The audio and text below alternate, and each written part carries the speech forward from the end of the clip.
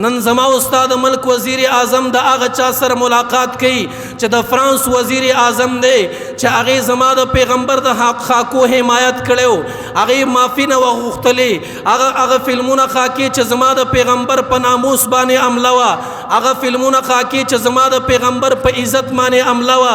اقا سړی سره نن زما د ملک وزیر اعظم ولې ملاقات کوي د دې زړه ته ولې درد ناراضي د دې په زړه کې ولې مینه د محمد رسول الله نشته دی هغه کافر تسینه څنګه کلا ودا چې هغه کافر می پیغمبر پورې خنداګانې کوي هغه کافر می پیغمبر پورې ملنډې کوي هغه کافر می د پیغمبر د خاکو حمایتونه کوي هغه به معافي نه غواړي هغه دام نه وي چې ما غلط کار کړی دی خو زمنګ د ملک وزیر اعظم یا نور غټان خلک هغه ټول روان دي هغه سره غاړي ملاوي هغه ته مسکاګانې خنداګانې کوي داغي ناس ته خوشاله داغي مجلس ته خوشاله د الله بندگانو دا زما د پیغمبر ګستاخ دی د زما د پیغمبر بی عزتی بی حرمتی کړي دا د ته خندا پکار نه دا د سره لاس ملاول پکار نه دی د سره ناس ته پکار نه دا داغي دشمنی پکار دا کو پزله کې د مینه د محمد رسول الله شته دی پزله کې عشق د محمد رسول الله لري د پیغمبر پاک علیہ السلام امتی ځان ته وي داغي وفادار ځان ته وي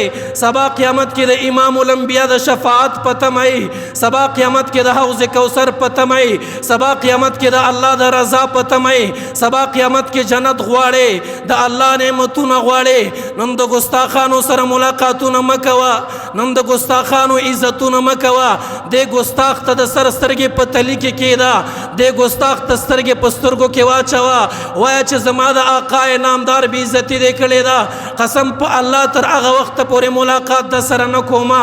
تر هغه وخت پورې خبرې د سره نه کوما تر هغه وخت پورې تعلقات نه ساتما چې زما د پیغمبر چې کوم بی عزتی تاسو کړې دا داغي معافي ونه غواړي आवाज ونه کوي دنیا خبره نه کوي خو افسوس کې سات وایم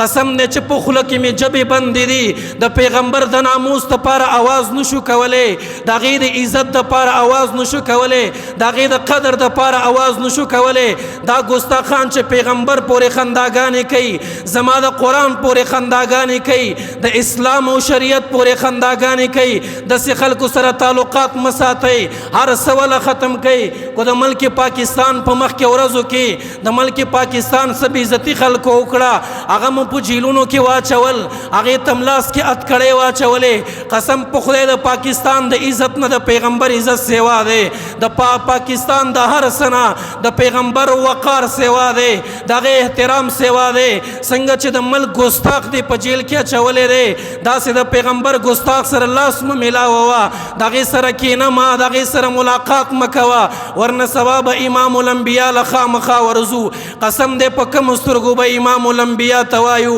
چې د الله رسول منګ دې امتیانو ما تبوي چې ما پورې خنداګانې کېدلې ما پورې ملنډې کېدلې تا زما د ناموس ته پارس کړیو تا زما د عزت ته پارس کړی قسم دې د الله د طرف نه امتحان دې امتحان کې ځان پاس کول پکار دی